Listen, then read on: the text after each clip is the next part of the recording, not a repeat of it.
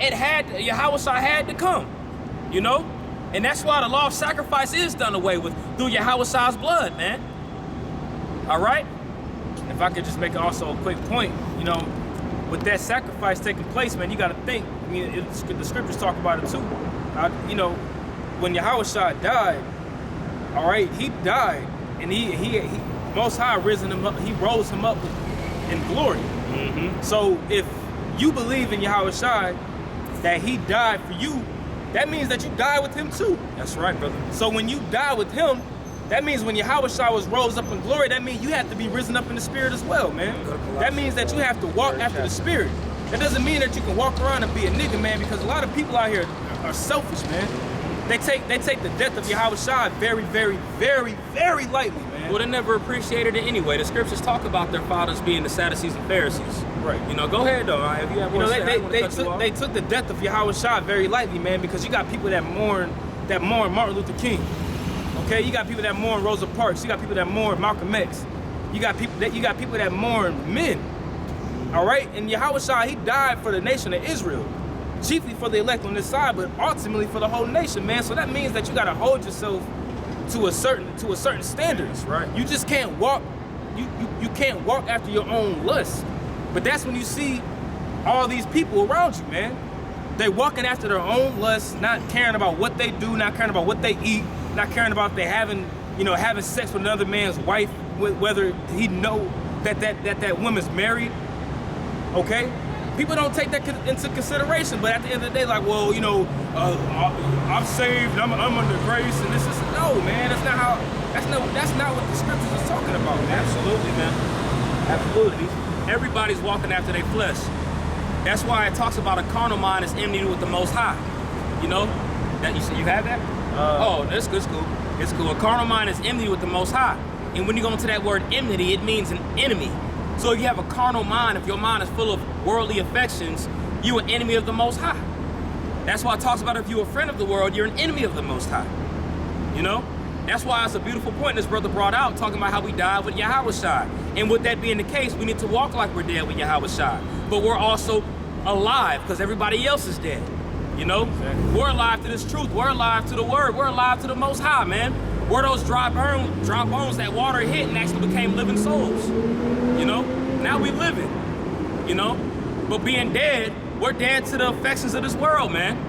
All right? With that being the case, we got this scripture right here. This is Colossians chapter 3, verse 1. If ye then be risen with Mashiach, seek those things which are above. Like we read in Matthew the 6th chapter, the 19th verse. If we're what with Yahushua Mashiach? If ye then be risen with Mashiach. If we be risen with Yahushua Mashiach, we got to seek those things which are above. Which is this. He said, I'm from above and ye are from beneath. We need to seek him and we need to follow his ways. Because that's going to lead to eternal life in the kingdom, ultimately. You know?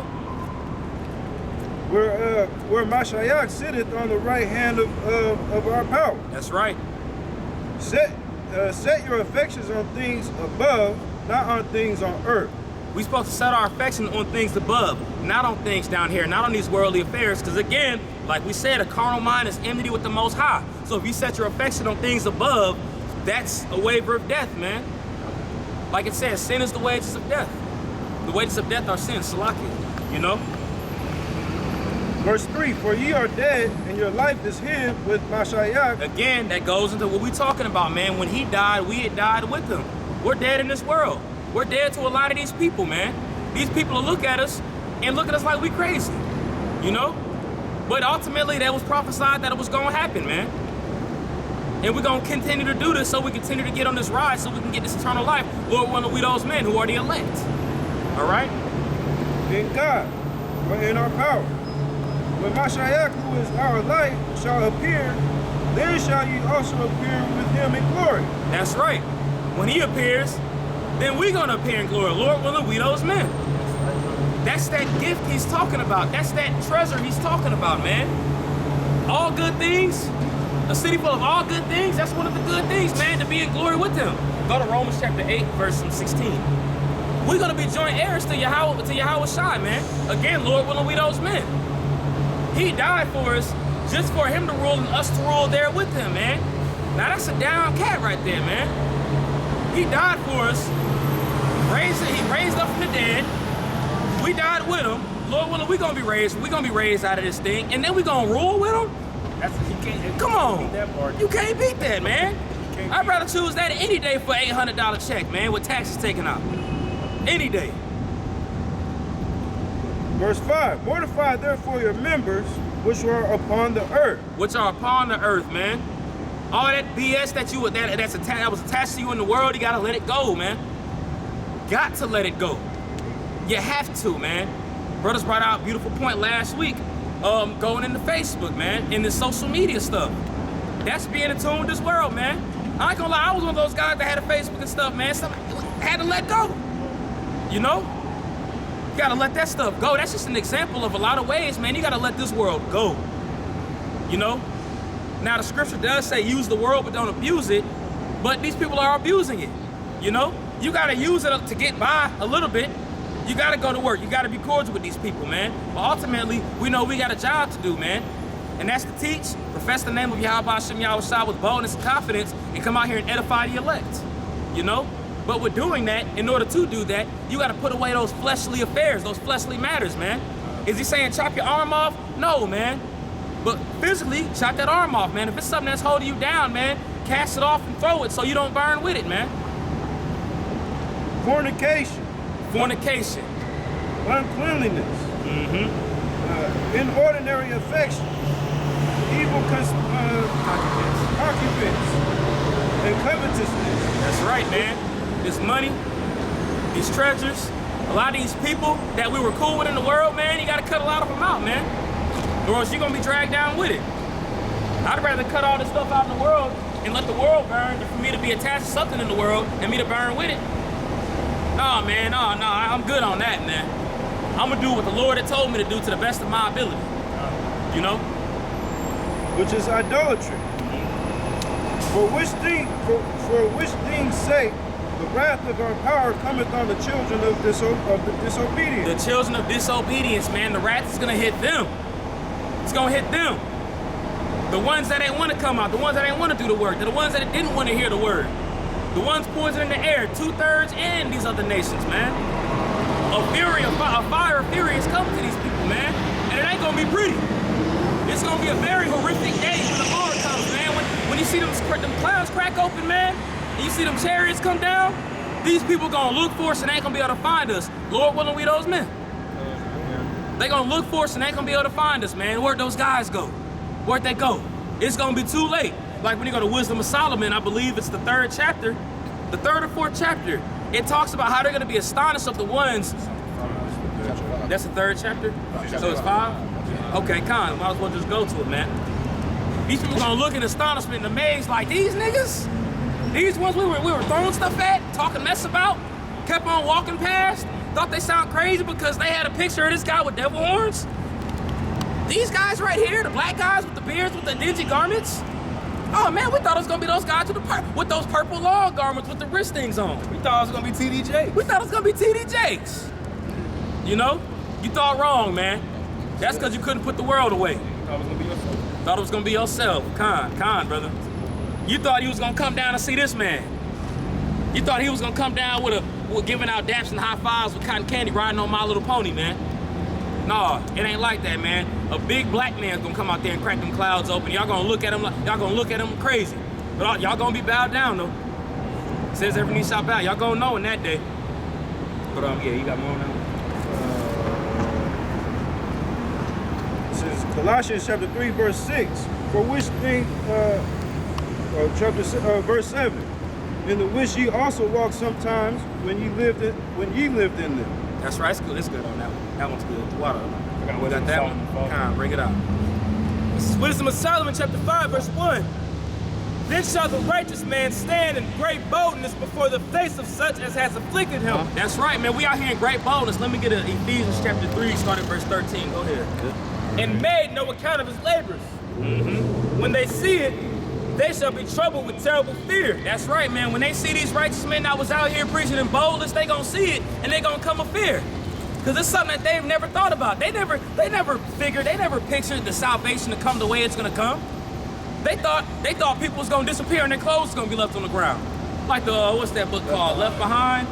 That's how they thought that stuff was gonna happen, man. Again, they thought Jesus Christ, this man down here was gonna come riding on a unicorn, you know? When they shall see it, they shall be troubled with terrible fear and shall be amazed at the strangeness of his salvation. That's right, man. It talks about in that day, grown men are gonna cry like women. Jeremiah and Isaiah talks about that, man. People gonna cry like women. They gonna have great fear come upon them, man. Even the elect is gonna scarcely be saved. We all gonna be scared, man. But it talks about the wicked looking and being astonished, like, man, they gonna be saved like this? Independence Day, a big old chariot, a big UFO? I never imagined that. But it's in the scriptures. But it wasn't given to them. So far beyond all that they looked for. That's right, so far beyond all that they've looked for, man. All the stuff they've imagined in their mind, how it's gonna happen, the way that it's actually gonna happen, it never crossed their mind, not one day in their life, how it's gonna happen. Not once. And a quick point when it says the strangeness of their salvation, when you go into that word strange, it actually talks about, it also means, it means foreign. All right, it goes back to the word, of course we know it's not this, but it goes back to the word alien. That's right. And when you think of an alien, you think of a big head creature that's flying in a UFO. Well, that's all the word means is foreigner. Yeah, it means foreigner. That's why it says the strangest of the salvation, man, because they don't know, like the brother said, they don't know how the elect are going to be saved, man. We talking about so-called UFOs and chariots and people being beamed up and laser beams coming down, man. These people think it's a fairy tale. That's right, brother. You know, but when it really happens, that's when the people are going to be like, oh, well, damn. Well, they was right. Where are they at? You know? Mm-hmm. John, brother. Verse 3. And they repenting and groaning for anguish of spirit shall say within themselves. They gonna be crying, they gonna be salty. They gonna be mad, bro. On their knees crying out. Oh, no, man. No, man. Especially 2/3 of our people. But we was out here telling y'all, man. We out here came in great boldness, full confidence, fully persuaded in our own minds what this truth was, man. They didn't want to receive it. Edomites, we know what they stuff, they end is, man. 2/3 too, they walk past, they don't listen, and the ones that do look like them, they jakes. You know what I'm saying? But we out here in this thing preaching boldness, man. And when that day come, that's how they gonna be. I told you so. It's gonna be very beautiful, man. It's gonna taste so sweet to tell you niggas what we was telling y'all the whole time, man. Niggas didn't want to get right, but we knew it. We just out here prophesying the wind, getting blood off our hands. That's right, brother. I'm talking about when Noah was prophesying for 120 something odd years, and they looking at him like he crazy. This dude is building a big old boat. Oh man, what is wrong with this dude? When that rain hit, they was up there knocking on the door, knocking on the door. Noah looking at the window. Yeah, nope. You see the water? Yeah, that's you. Yeah, I told you, bro. You know, that's how it's gonna be, man. The ark is being built. The ark is being built, man, and the passengers gotta come in, man. We out here, it's spiritual. That's right, a spiritual ark's being built, man. You know? That's why, real quick, that's why when Yahushua said in Matthew the 7th chapter, he said, it made me think about this for some reason, but when you build that house, that's built upon that rock, that foundation, man, and the scripture tells you that Yahushua is the rock of our salvation. That's right. All right, so when you build your house upon that rock, man, when the waves and the rain came, that house didn't move. It was stable, but when you build it upon that sand, what does sand do? Sand is real light and loose, so you wavering with different doctrines, you're wavering with opinions. All right, I don't know, I just thought about that when you brought up the Noah thing. You know what I mean? It's cool, brother. Verse 3. And they repenting and groaning for anguish of spirit shall say within themselves, this was he whom we had sometimes in derision. These niggas out here with the dirty garments, with the crazy beards looking wild. These dudes, the ones that said that UFOs and all that was gonna come down and deliver them, these guys here? No, it can't be. Yes, man. That's how it's gonna go down, man. And a proverb of reproach. These guys that were out here being bold, these guys out here so-called cursing, these guys here that we made a proverb and a reproach, scoffed at, talked mess at, threw stuff at, said they look crazy, got in the videos, recorded them. Yeah, man. Those guys. We fools accounted his life madness, Yup. and his end to be without honor. How is he numbered among the children of the Most High, and his lot is among the saints? That's right. This guy right here, children of the Most High. No, man, I thought they were gonna look like that. Children of the Most High, they're talking about slaves. No, they can't be. They're talking about us going into slavery. No, yeah, man. That's how it's gonna be. Every idle word that y'all spoke, y'all gonna be brought to accountants for it. Every idle word. You know? That's why we out here preaching this thing of great boldness, fully persuaded, in confidence. Because we know that our Lord's here for us, man, like the scriptures say. If the Most High be with us, who can be against us, man? You know? Go ahead, brother. This is Ephesians chapter 3, verse. Start at verse 13. 13. All right, this is Ephesians chapter 3 and 13. Wherefore I desire that ye faint not at my tribulation. I desire that you faint not in my tribulations. For you. Because we're going to catch hell on this side. But like we had brought up way before, we was talking about, man, in order to faint not, you got to stay prayed up. You got to stay in the spirit, man. Hope that he doesn't bring you to a mind like the rest of these niggas that you see out here, man. All right? Which is your glory. Which is your glory. This tribulation, this stuff we catching, man, this hell that we catching, man, we gonna get glory for it afterward, man. That's our glory. To toughen us up, man. See how truly strong we are, mentally stable, man, like that house that the brother brought up on that rock. Not on that sand, man, to be firmly rooted, man. Whatever hell that you catch, to be able to blow it off and be like, it is what it is, it sucks, but I'm pushing through it. To be under that guillotine, man, and still scream out the name Yahweh Hashem Yahweh Shai loud, so to reach the ears of the Most High before you die. If you die. I'm going into the ones that are under that guillotine. Yeah, got it. You know? That's our glory, man.